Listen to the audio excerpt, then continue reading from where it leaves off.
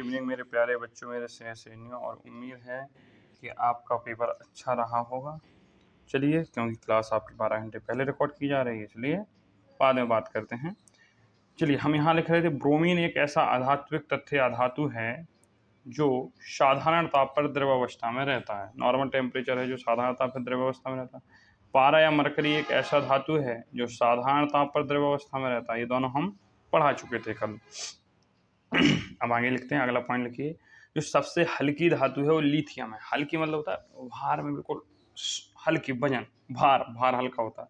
सबसे भारी धातु क्या है? ओस्मियम है। क्या है? ओस्मियम है। तो सबसे हल्की धातु क्या है? लिथियम। और सबसे भारी धातु क्या है? ओस्मियम। ओस्मियम का संकेत होता है OS, लिथियम का होता है Li। ठीक है, ये दोनों चीजें हम आपको पढ़ाए हैं। आगे देखते हैं। सर्वाधिक आघात वर्धनीय धातु कौन सी है? तो सोना और चांदी। अगर पूछ ले यहीं पे क्वेश्चन, सर्वाधिक सुचालक धातु कौन है? सर्वाधिक सुचालक धातु कौन है, या विद्युत की चालक धातु कौन है? तो चांदी। कौन है? चांदी। धातुओं का पारा में घोल अमलगम कहलाता है। कहने का मतलब, यदि हम धातुओं को पारा Hg में घोल देंगे तो इनका बना हुआ घोल अमलगम कहलाता है। क्या कहलाता है? अमलगम कहलाता है। हीरा अगला पॉइंट लिखिए बेटा, हीरा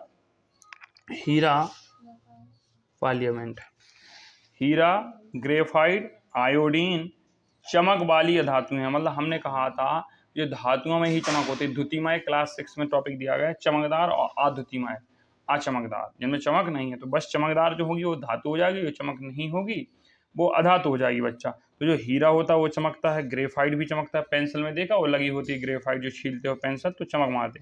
आयोडीन भी चमक वाली अधातु है। क्या है? अधातु है। तो पूछेगा क्या हीरा धातु है या सधातु है? कार्बन का अपर रूप है, ग्रेफाइट भी अपर रूप का मतलब तो कार्बन जैसा है, कार्बन से ही बना है। चलिए आगे। अधातुओं के जो ऑक्साइड है गुरुजी, ये का है भाई? ऑक्साइड मतलब होता है ऑक्सीजन से क्रिया करेंगे तो अम्लीय होते हैं। कैसे होते हैं? अम्लीय होते हैं। तो अधातुओं के ऑक्साइड कैसे होते हैं बच्चा? अम्लीय होते हैं। आप कैसे, कोई पूछेगा गुरुजी अधातुओं के ऑक्साइड कैसे होते हैं, तो कहोगे बच्चा हमारे अम्लीय होते हैं। धातुओं के ऑक्साइड कैसे होते हैं? क्षारीय होते हैं। और अम्ल क्षार तो हम अच्छे से पढ़ा दिए हैं, नहीं पढ़ाएंगे तो अभी दोबारा पढ़ाएंगे, और फाइनल में तो पढ़ा चुके हैं। एल्यूमिनियम, जिंक, टिन धातुओं के ऑक्साइड उभयधर्मी होते हैं।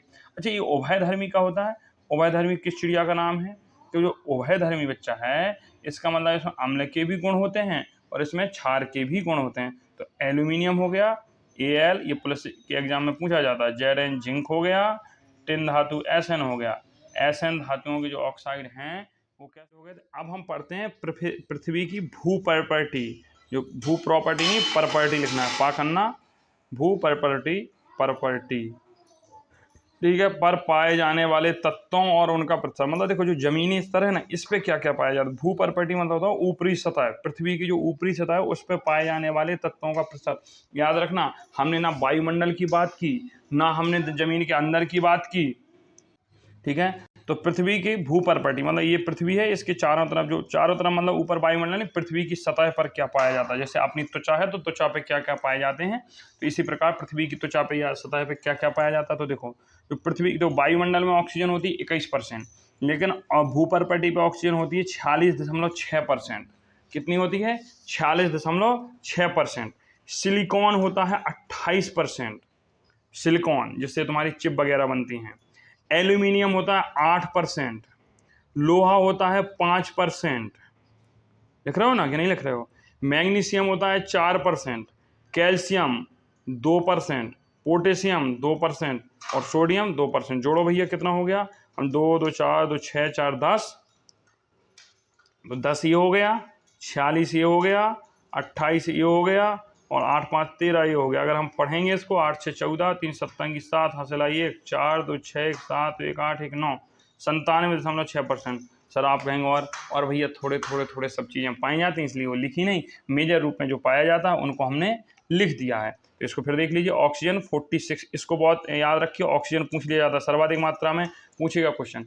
भू प्रॉपर्टी पर सर्वाधिक मात्रा में क्या पाया जाता है? तो ऑक्सीजन पाया जाता है 46.6 और सिलिकॉन 28%, एल्यूमिनियम 8%, नाइट्रोजन को सूक्ष्म मात्रा में पाई जाती है ठीक है। अब संपूर्ण पृथ्वी में तत्वों की उपस्थिति, पूरी पृथ्वी में और उनका प्रतिशत, पूरी पृथ्वी में। अब चाहे उसके भू प्रॉपर्टी ले लो, अंदर ले लो, तो सबसे ज़्यादा जो होता है पूरी पृथ्वी में पाया जाता है लोहा। क्या पाया जाता है? लोहा 35%। कितने? 35%। फिर ऑक्सीजन 30%। संपूर्ण पृथ्वी लिखा है, आप पृथ्वी की ऊपरी परत नहीं, पूरी पृथ्वी पे।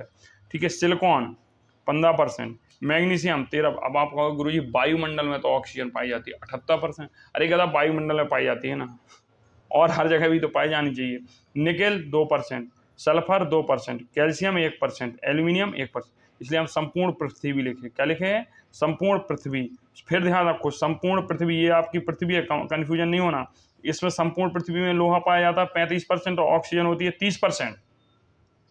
और जबकि भू प्रॉपर्टी पर ऑक्सीजन होती है 46.6%। देखो ये ठीक है, ऊपर बड़ी 46.6% और लोहा 5%। और जबकि यहाँ लोहा कितना हो गया? 35%। क्योंकि जब आप पृथ्वी के अंदर जाएंगे, पृथ्वी के अंदर खुदाई होगी तो उसके अंदर लोहा वोहा की मात्रा ज़्यादा होती है। Oxygen 30%, silicon 15%, magnesium 13%, nickel 2%, sulphur 2%, calcium 1%, aluminium 1%। लिख लिया होगा। चलिए आगे चलते हैं भैया। अब मानव शरीर में पाए जाने वाले तत्वों का, भाई हमारे शरीर में भी तो पाए जाते हैं तत्व, तो हमारे शरीर में क्या पाया जाता है? तो बाबू हमारे शरीर में ऑक्सीजन पाई जाती है 60 से 65%। अब आप कहोगे सर कर कहा रहे हो, आप खेला कर रहे हो, खेला 3-3 4-4 चीज़ें करवा रहे हो, तो एकदम वायुमंडल का भी लिखवा देंगे इसके नीचे, फिर कन्फ्यूजन में खेलना। कार्बन पाया जाता है 15 से 18%, क्योंकि हमारे शरीर की जो हड्डियां उनमें कार्बन ही है। हाइड्रोजन पाया जाता है 8 से 10%। हमारे नाइट्रोजन पाया जाता है क्या? 2 से 3%। तो सबसे ज़्यादा शरीर में क्या होता है बाबू? ऑक्सीजन, फिर कार्बन, फिर हाइड्रोजन, फिर नाइट्रोजन। देखो इस क्लास को आप 2 बार देखिएगा, अगर 2 बार नहीं देखोगे तो समझ में ही नहीं आएगा। अब लिख लेते हैं वायुमंडल में। तो वायुमंडल में नाइट्रोजन कितनी होती है? 78%। पूरी 78 नहीं होती, कुछ ज़्यादा होती है।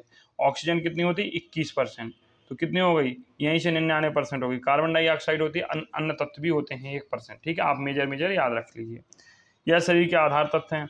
अब अगला आता है यौगिक। आज हम यौगिक की नहीं पढ़ाएंगे, इतनी ही क्लास ठीक है, चाहे वो 10 मिनट की हुई हो या 5 मिनट की हुई हो। बहुत बहुत धन्यवाद। बेस्ट ऑफ लक कल के पेपर के लिए। अच्छे से पेपर दीजिए, मस्ती करिए, पढ़ते रहिए। कल अपन यौगिक पढ़ेंगे, कार्बनिक यौगिक पढ़ेंगे। जब तक पेपर चल रहे अपनी क्लास छोटी छोटी ही आएंगे। Thank you so much. Bye bye, take care.